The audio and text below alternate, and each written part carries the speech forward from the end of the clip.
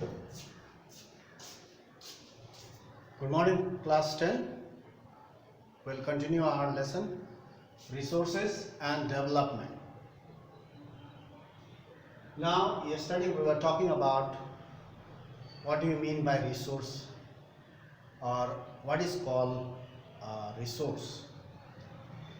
So, things that we see around in the nature which can be utilized for our benefit to fulfill our necessities is called a resource. So we have talked about that. Now today we'll talk about number A. Resources can be classified in the following ways.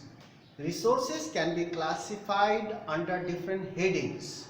It can be grouped into different parts. Number 1. On the basis of, basis means आधार पर, किस आधार पर? On the basis of origin, on the basis of exhaustibility, on the basis of ownership. 3.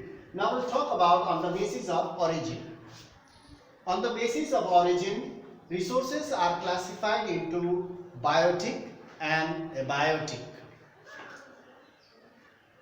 On the basis of exhaustibility, resources can be classified into renewable and non-renewable.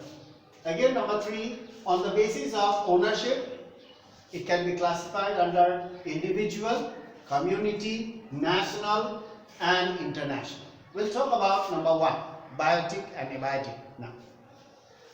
On the basis of biotic origin, on the basis of origin, we'll talk about biotic. What is biotic resource? Biotic resources are obtained, we get it from biosphere. Biosphere you have learned in class 8, class 9. Biosphere and have life, they have life.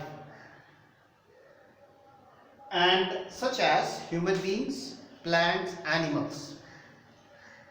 They are living things obtained from biosphere and have life, such as human beings, plants and animals. They are grouped under biotic resource. Now we'll talk about abiotic resource. Abiotic resources are things which are composed of non-living things such as rocks, minerals and so on. So the minerals are the things which are non-living things and we use them for to fulfill our needs. They come under abiotic resource. On the basis of exhaustibility, we'll talk a little bit more. On the basis of exhaustibility, renewable and non-renewable. Renewable means things which can be renewed or recycled through physical, mechanical process. So they require certain process to renew. So they come under renewable resource, and non-renewable which cannot be renewed, such as fossil fuels, coal, mineral oil. They are not renewable. They cannot be renewed. Once they are used, they are finished. So, under the basis of exhaustibility, resources are renewable and some are non-renewable. On the basis of ownership, individual, private, community, cooperatives, and national, the country's resources, and international. We'll talk about this exhaustibility and ownership in our next class. We have talked about biotic and abiotic resource on the basis of origin.